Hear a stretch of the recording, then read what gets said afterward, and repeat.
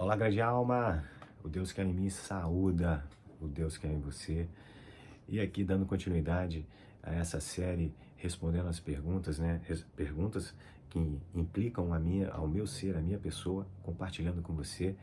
Então, vamos aqui à segunda pergunta, né, que eu anotei aqui para que a gente possa compartilhar as explicações, assim, que são perguntas invariavelmente que nos fustigam, né, ou deveriam nos questionar, nos causar a curiosidade a respeito do karma, tá bom? Lembrando que karma significa nada mais que ação, não significa uma dor e um fardo. Então, quando diz que você tem um karma, todos nós temos um karmas gerados por uma ação, não uma ação só e somente no plano físico, porque é uma perspectiva extremamente materialista, mas na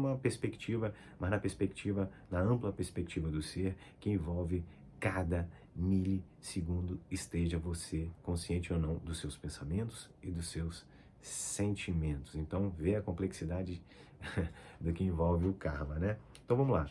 Se a gente tem, né, a existência de uma lei do karma, a gente poderia questionar, ou as pessoas se questionam, né, se não existem outras explicações para o destino, né, acerca do destino humano. A primeira explicação dela que se questiona é o seguinte: não seria o destino uma vontade de Deus, né? E outra explicação seria, não seria o destino, a situação de cada um, uma relação de casualidade? Veja, quanto ao destino de Deus, naturalmente, digamos assim, existe essa crença, né, de que as nossas circunstâncias são decorrentes da vontade de Deus. Então, seria algo imaginar o seguinte: primeira coisa, que quando você pensa em Deus, é muito provável que você pense em algo que possui uma forma, né? Nós temos a tendência a antropomorfizar os nossos pensamentos, a dar forma, e geralmente uma forma humana a eles, né? Por isso que é tão difícil a gente entender e respeitar diversidade de formas, porque a gente está tão acostumado com essa forma que a gente acredita que ela é a única. Então, quando você pensa em Deus, é provável que você pense numa forma.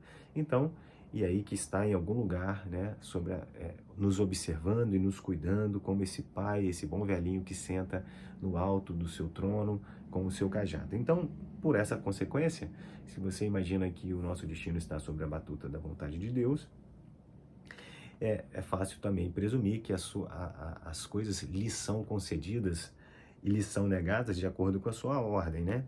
Então é como se nós fôssemos, digamos assim, uma espécie de marionetes na mão de Deus, e que nenhum esforço nosso poderia mudar o destino, salvo se ele quisesse.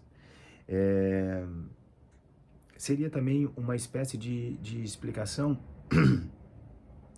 que Deus, de repente, priva as crianças e quebrando os corações dos homens, digamos assim, vigorosos, permite que sofra o inocente e que se alegre o culpado, e cria um mundo com almas de pessoas com tanta deficiência, almas passando tantas necessidades. A partir do momento em que você sabe que eu e você, a gente não sabe por que nasceu, não sabe de onde viemos, não pedimos para nascer dessa forma. Então, se nós pensarmos que o nosso destino e que a nossa situação atual decorre da vontade de Deus, sem que tenha para essas coisas alegria e tristeza, uns nascerem com tanto, outros nascerem com tão pouco, uns nascerem tantas deficiências e tantos desafios, outros terem tantas facilidades e etc e tal, qual seria o propósito disso, né? Se nós não sabemos por que viemos ao mundo, de onde nós viemos, por que nós seríamos tratados de uma forma tão injusta dessa forma, né? Então, se nós pensarmos que isso é a vontade de Deus, a gente pode concluir também que Deus pode ser até mesmo injusto e caprichoso, né? O que seria um paradoxo a partir do momento em que nós sabemos o que está na própria palavra, que Deus é amor. Por outro lado, se você imagina que o seu destino é mera relação de casualidade, ou seja, acontece por acaso, sem nenhuma outra base, e se existe Deus, né, ele não se interessa nada pelo mundo. Porque veja, se é acaso as coisas que lhe acontecem e existe um Deus, e mesmo você, depois de se esforçar tanto, fazer tanto por tanto, ainda assim, por mero, digamos assim, por força do acaso, fracassar, esse Deus não tem nenhum interesse pela nossa existência, nem pelas coisas que acontecem, né? Então, tudo seria uma coisa por demais casual e aleatória as coisas que nos acontecem. O curioso é que quando você vai investigar, a ciência, o desenvolvimento da nossa ciência, do quadro científico atual, né, do padrão científico atual, ele é baseado justamente porque a ciência observa as leis da natureza e, baseada nas leis como a natureza é organizada, ela promove sobre as leis da natureza determinados questionamentos e obtém determinados padrões. Então, a pergunta é, por que haveria leis e ordem em todas as coisas da natureza e as coisas do universo, mas justamente nos eventos que se relacionam ao homem e na nossa existência, as coisas seriam dirigidas aleatoriamente, sem casualidade. Então veja,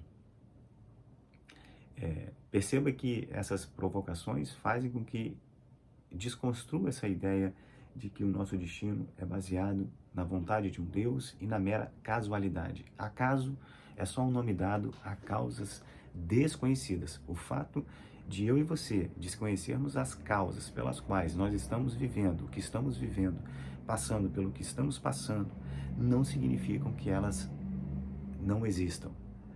O desconhecimento não significa a inexistência de algo, significa só que a gente não está vendo aquilo que justifica ou gera aquele efeito que nós estamos experienciando nessa vida.